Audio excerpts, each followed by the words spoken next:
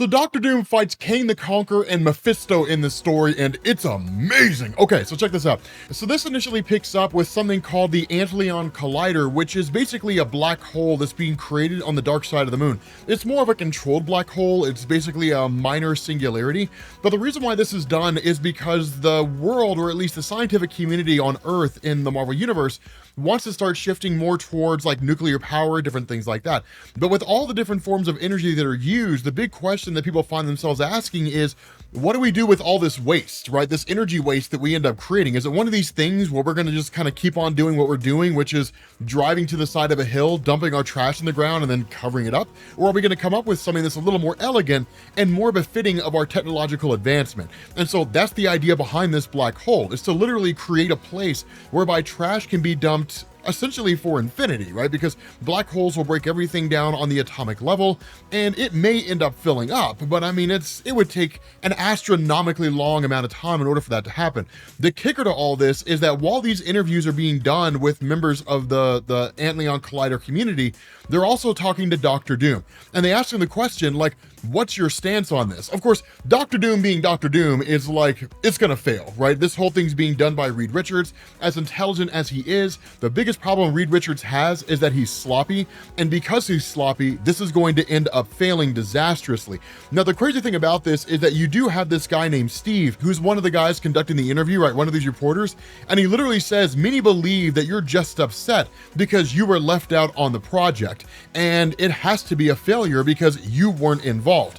Now, here's the thing, right? Anybody who knows anything about Doctor Doom in Marvel Comics knows that there are some things you just don't say, right? Like, pick your battles wisely. This is one of those, because when the interview ends, Doctor Doom just kind of leaves in a huff and then tells one of his guys, bring the reporter Steve to me. Bring that guy to me, right? Like, I want my hands on that guy. He's been mouthing off, and we need to help Steve understand his place in the bigger picture.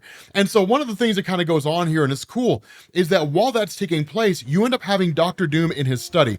And while he's there, he's suddenly met by the arrival of Kang the Conqueror. Now, when it comes to Kang and Doctor Doom, this is one of those things where it's kind of you stay away, I stay away, right? In the sense that because these two guys are kind of distant relations to a degree, Kang doesn't really do a whole lot in terms of intentionally going after Werner von Doom. The reason for that is that in Marvel Comics, it's never been fully established if Kang the Conqueror is the descendant of Reed Richards or the descendant of Werner von Doom. But the risk here, and even Kang himself doesn't fully know, if he were to attack Doctor Doom and he were to kill him, he could actually prevent his own existence from happening. And so he doesn't really go directly against Doctor Doom and usually pick a fight, although the two have fought in the past. And the fights between Doctor Doom and Kang are usually amazing. Like, they're some of the coolest fights you're ever going to see, mostly because it's Kang the Conqueror brandishing all his technology and time travel escapades, and it's Doctor Doom with just like the best one-liners ever in the history of comic books. It's phenomenal. No, I will say Apocalypse has better one-liners, but Doctor Doom has great one-liners. He's got great lines, but it's just one of those things. But it's also because of the fact that Doctor Doom is so astronomically intelligent, and because he's so capable, and because his lust for power in a lot of ways mirrors that of Kang, there is a kind of respect that has grown between the two. Also because of the fact that they've helped each other at different points in time. And so Kang being here is one of those things where it's a little mysterious. We don't really know why he's here in the first place. The nature of the conversation is really more just kind of banter back and forth between the two, and that's basically it. And then Kang ultimately just sort of teleports away. But what Doctor Doom ends up doing is, as he prepares for bed, that he actually ends up having this vision of a woman that we haven't discovered yet, and she and Doctor Doom have a family, right? Like, they have a whole full-on family. And so Doctor Doom really kind of going back to his quarters right after this sort of hallucination, which really even takes him by surprise, he ends up opening the door only to find that he's on the moon, where the entire Antihero project has gone awry. According to his prediction, it's manifested a full-scale black hole and is sucking everything in around it. Now, here's the thing to understand. If a black hole opened on the moon, we would die so fast we wouldn't even be able to understand what had happened, right? Like, literally it would just probably be a flash of light, and like, that's it. That's all we would see. But the thing about this is that once Doctor Doom, of course, the next morning, he's basically told, hey, we have Steve, that he ends up going to find where Steve is basically just kind of strung up. And he's like, make sure he's fed today. tomorrow we might not feed him, but today make sure he's fed. And so as Dr. Doom is kind of meditating and focusing on this vision that he received, suddenly the nuclear arms of Latveria fire off. Right? They literally just start going off. Like all these nuclear weapons of Latveria shoot off. They head toward the Antlion Collider and basically destroy the whole thing. And because they originated from Latveria, and because Dr. Doom had been like, yeah, man, this whole thing's gonna fail, the immediate suspect for all of this is Dr. Doom. And these guys come swooping in, right? It's shootout at the OK Corral, right? Guns blazing. The first one to show up here is Union Jack. He doesn't really matter all that much, but he is cool, right? He's one of these characters where he never really gets a whole lot of appearances in Marvel Comics, but he is cool, and it is interesting to see him from time to time. But the funny thing about this is that while this attack's going on, suddenly Victor Von Doom is shot by Agent Zero. Now, Agent Zero is a lot more capable. Maverick was one of the original inductees into the Weapon X program alongside Wolverine. So while he's not necessarily on the same level as Wolverine regarding like adamantium bonding and all that kind of stuff, he is probably one of the single greatest assassins and mercenaries in the entirety of the Marvel universe. It's crazy how good he is. And he even goes as far as to say Interpol's reward, right? The International Police, their reward just shot up for Victor Von Doom. Like literally, everybody's got it out for this guy.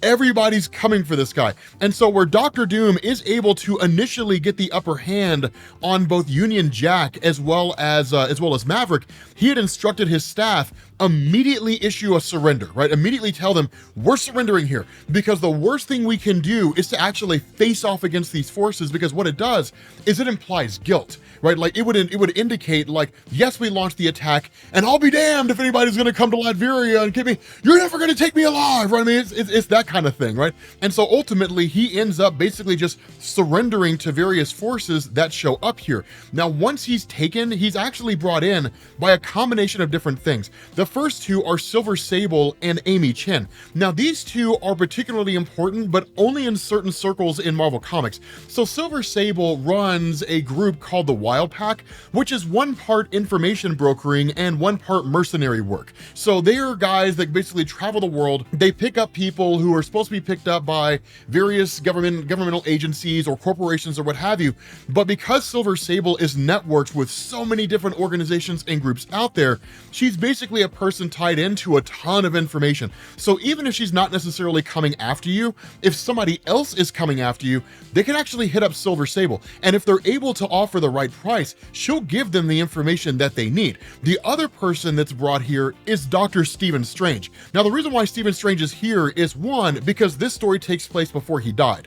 And two, because as most people who are familiar with Dr. Doom in Marvel Comics know, Dr. Doom and Dr. Strange have a very strong history together. The most notable instance of the two of them working together was when they traveled to basically the realm of Mephisto. They traveled to Hell in the story Triumph and Torment in order to free Dr. Doom's mother from Mephisto, right? To free her soul so it could go to heaven, which they successfully did. And in fact, that's something that I want you to keep in the back of your mind, because we'll talk about that again in this story. But Dr. Doom's various mystical abilities are enough that they can match the powers of Dr. Doom. So if you were to try some crazy, Jedi mind trick mysticism stuff, Dr. Doom would be there to basically bring it to an end. But as we know, Dr. Doom has no real intention of doing that. Now, the irony behind all this, and this is the important thing to understand, based on the visions that Dr. Doom's been getting, which he doesn't really know the origin of it, and we don't really even know the origin of it at the moment, is that these visions indicate somewhere along the line, Dr. Doom does something which ushers in an era of peace all across the world and literally brings a kind of utopia that had never been seen before. And so that's why Dr. Doom, one, allows himself to surrender, because he's kind of curious about where these visions are leading, but two, Kang the Conqueror suddenly appears inside this ship where Dr. Doom's at. And it's one of those things where literally Kang's like, I've seen your future, right? Years from now, you're the magnanimous leader of an eternally peaceful Earth, and it would be the most preferable Earth for me to conquer. And so that's kind of the on-running theme. Like, Kang the Conqueror will appear more over the course of the story. And really, if anything, he kind of shows up. I mean, Dr. Doom does fight him a couple times, but he shows up more often than not in order to help Doom, because he's like, the things that you're going to do are basically going to make the Earth a utopia, but it's also going to make the Earth weaker, and it makes it easier for me to conquer. So like, here's some stuff to help you, because in helping you, I'm helping myself, right? Like, that's really what he does for a good chunk of the story. And it's hilarious the times that he shows up. It's funny. But one of the things that Doom says is, okay, if this future you see is true and it matches the visions that I've been having, then free me, right? Like, if you want to be able to conquer the Earth in the future because of what I'll end up doing, then free me and get me out of here. And so one of the things that they do is they sabotage the engines of the vessel, and then they basically escape. Now, you guys are probably asking yourself, why don't they just teleport out of it? The reality is, when you're dealing with Kang, Marvel plays it fast and loose, right? If Kang basically destroyed or sabotaged the engines, it's because in looking over all the different timelines, it's the only one where they successfully escape. That's kind of the undercurrent that Marvel uses, right? Like, Kang does everything he does for a particular reason. But the reality is that once this is done, basically Kang teleports away and Dr. Doom casts some mysticism in order to save himself. Following that, he literally goes underground. He dons a kind of mask and hides himself, and he takes off to the city of New York. Now, when he gets there, he basically ends up encountering what are these sort of visions of Morgan Le Fay. Now, these visions come in the form of her appearing in like Times Square on TV screens, different things like that. Only Dr. Doom can see her. This is one of those elements of Marvel Comics that's really cool. Morgan Le Fay has been around for an exceedingly long time. And in fact, she's been around about the same time as Merlin in Marvel Comics. And the thing about this is she actually originates from Atlantis, or at least the Atlantean territories, before the Great Cataclysm during the Second Host, when the Celestials showed up and then attacked the Deviants. That is to say, she's been around for thousands of years, and she's incredibly powerful. She's not the most powerful person ever, but it's kind of a loose-knit family between like her and Dr. Doom and Doctor Strange and like the Scarlet Witch and Brother Voodoo, people like that. Just these people that practice like magic and mysticism, which is really weird when you think about it, because like there was a time when Morgan Le Fay and Dr. Doom banged, so that's kind of cool. But the thing about this is that while all that's going on, what you end up having is Reed Richards of the Fantastic Four, while it's off panel, he comes to the realization that if Dr. Doom has actually escaped and Dr. Doom's out there on the lam, then what they need is someone who's every bit as intelligent as Dr. Doom, meaning this person is like kind of shares the #1 spot for the smartest person in the Marvel Universe, but is also immensely powerful enough that they can stand toe to toe with Dr. Doom.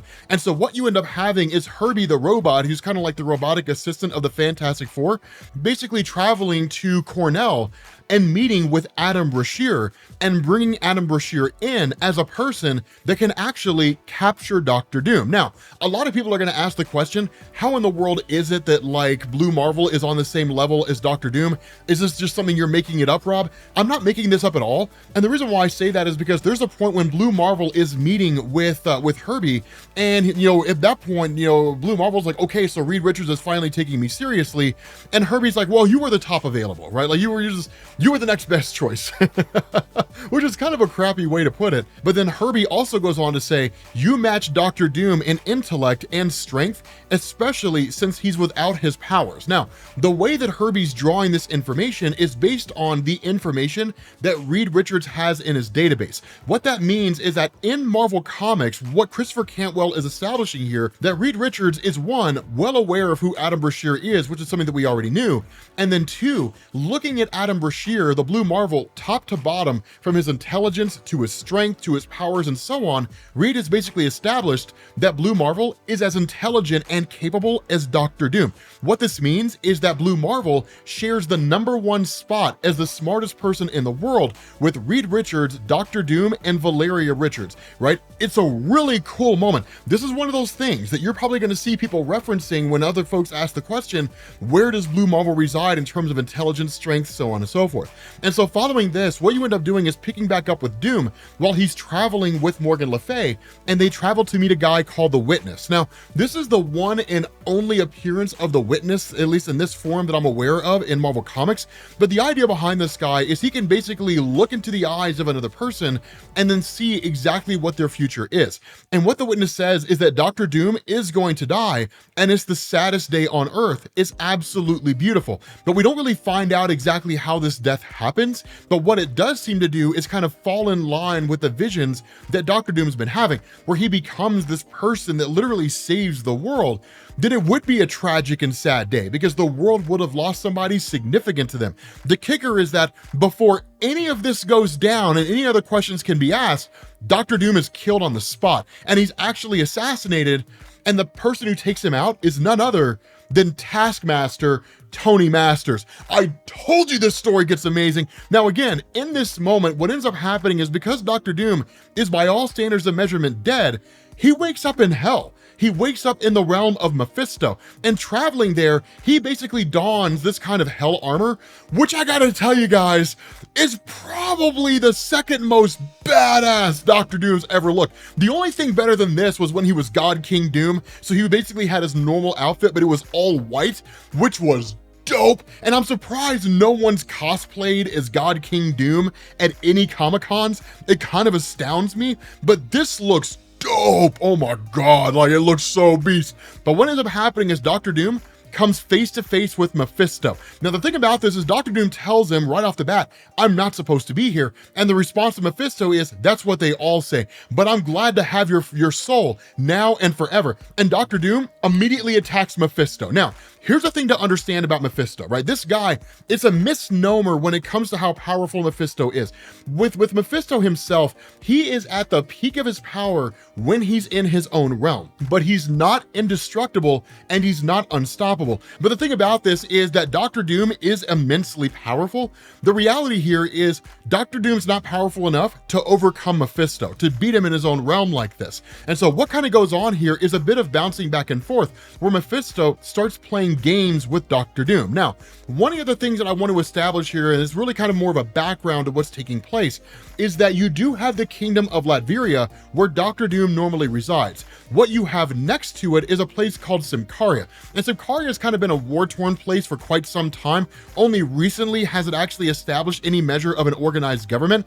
And so what's going on here is that Symkaria is actually organizing battle formations, and they're in the process of trying to conquer Latveria while Dr. Doom is not there. So that's an important plot point to keep in mind. Again, we're not going to be talking a lot about that, but we will talk about it at the end because it does become incredibly important at the end of this. But the thing about this, kind of focusing on the here and now, what Mephisto does is he tells Dr. Doom, if you can convince Valeria that you deserve to live, then you can return to your life. Now, here's the thing. Valeria, there's two different ones. There's Valeria Richards, who's the daughter of Reed Richards, and then there's a different Valeria. So no, we're not talking about, Valeria Richards, right? This 11-year-old kid that Dr. Doom was in love with. That's weird, right? That's weird and creepy and really, really gross. Valeria is a character who's exceedingly old school in Marvel Comics. And in fact, she goes all the way back to Marvel Superheroes number 20 in 1969.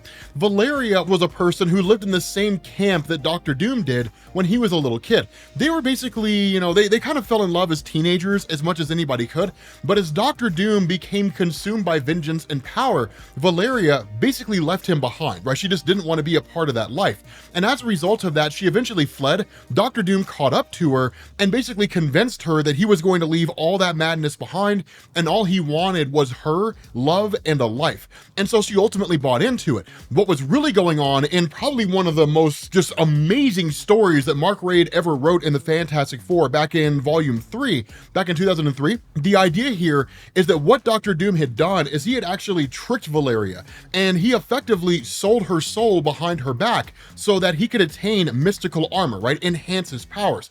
And so when that happened, her soul was sent to the realm of Mephisto. It was a pretty shady thing to do. And that's why Mephisto makes this claim. If you can convince the only woman in the world who ever loved you that you betrayed her, that you deserve life, then I will give it to you. And that's the crazy thing, is Victor Von Doom tries to do it. And he even tries to rationalize his actions. No, I needed that because I'm gonna make the world a better place. nice. I'm gonna make the world a way more interesting place. Your soul, right? Eternal damnation for you. That was a sacrifice I was willing to make in order to make that happen, right? The needs of the many outweigh the needs of the few. The reality here is he's not really apologetic for it. And so in spewing all this stuff about everything he's seen, suddenly you end up having Valeria that transforms into a demon, really Mephisto that's kind of been impersonating her, and then like really tormenting Dr. Doom, and is like, I've seen this life that you say you've seen, Dr. Doom. I see how you save everything and so on and so forth. You're never going to attain it. That's going to be your damnation here, right? Your eternal torment is going to be that you know without a shadow of a doubt that your one dream in this world actually comes true, that you become this leader of this earth, you lead it into utopia, you become everything that you believe yourself to be, and you're never going to be able to attain it. That's going to be your hell. And so literally a fight breaks out between the two, and it's pretty knockdown, drag out. But in the middle of all this, Mistress Death appears and is like, done, this fight's over, right? He will return to his life, Mephisto. Now here's the thing, even Mephisto himself, regardless of any level of power he has, is not stupid enough to fight Mistress Death. She's the literal living embodiment of death. All she has to do is will it, and Mephisto ceases to exist. That's it. I mean, that's literally what you're talking about here. So not even he is stupid enough to invoke her ire. And the funny thing about this is that where Dr. Doom asks, right, like, are you doing this so that I can truly go back to Earth and become the person that saves it? And her response is, no, it's because you will become my greatest servant of all. You will bring a level of death and destruction that the world has never seen. It's a crazy thing, because what ends up happening is that after this whole circumstance arrives, or really ends, that Dr. Doom wakes up in the home of Morgan Le Fay, who had taken his body back to her apartment, and of course, the two of them are joined by Blue Marvel. Now, as soon as Dr. Doom sees Adam Brashear, he immediately fires on him and gets him out of there, because Dr. Doom knows how powerful Adam Brashear is. He knows how capable he is, and if a true knockdown, drag-out fight between the two happens, that given his current circumstance, it's highly unlikely that Dr. Doom will be able to overpower Adam Brashear and basically keep him from being arrested, right? So that's why he literally sends him flying in the moment to just sort of get him out of the way. At that point, yet again, Kang the Conqueror pops up. Kang the Conqueror appears. And it's one of those things where it's kind of an information brokering, right? At that point, Dr. Doom's like, okay, Kang, I need you to rattle your brain. I need you to tell me what timelines there are where I was successfully killed in this moment, here and now. Not 5 days ago, right? Not 50 minutes ago. At this moment right now, right? I need to know who it was that killed me. And the response of Kang is, it was Taskmaster, and he was hired by Advanced Idea Mechanics. And so what literally ends up happening here is Dr. Doom finds the base of Advanced Idea Mechanics, right? He literally breaks in, he steals their weapons, and starts shooting the place up. He kills everyone, right? He like every single soldier they have, they all die. Now, here's the thing. I had previously stated that Dr. Doom, without his powers, is basically useless. I was wrong, right? I was 100% wrong. Unlike most people on the internet, I can admit when I'm wrong, when I think I'm wrong. Unfortunately, I usually never think I'm wrong, so I usually never admit when I am wrong. Just kidding. But here's one of the things, right? I never really considered Dr. Doom to be capable when he didn't have his arms and armament. This dude's a beast, man. This guy's rolling through here with just the biggest gun I've ever seen, killing everyone he sees, right? Just overpowering them all. He duplicates himself several times over, and all those different forces, right? All those different versions of himself start attacking all these different soldiers. So he's still using his powers to a degree, but at the end of the day, it comes down to him and Taskmaster. Now, this is when you really get to see what Dr. Doom is capable of. I never believed he was good when it came to hand-to-hand combat, mostly because you never really see him doing hand-to-hand combat. It's always like, you know, I'm Dr. Doom and magical spells and just badassery all over the place. That's usually all you ever see. But seeing him facing off against Taskmaster like this and overcoming Tony Masters is impressive as hell, right? It's a pretty cool thing, because remember, when you're fighting against Taskmaster, you're not just fighting Tony Masters, you're fighting everyone Tony Masters has ever fought, right? So you're fighting Captain America, Spider-Man, Deadpool, Wolverine, like all these different characters, because it's a Rolodex. He just pulls those fighting styles out.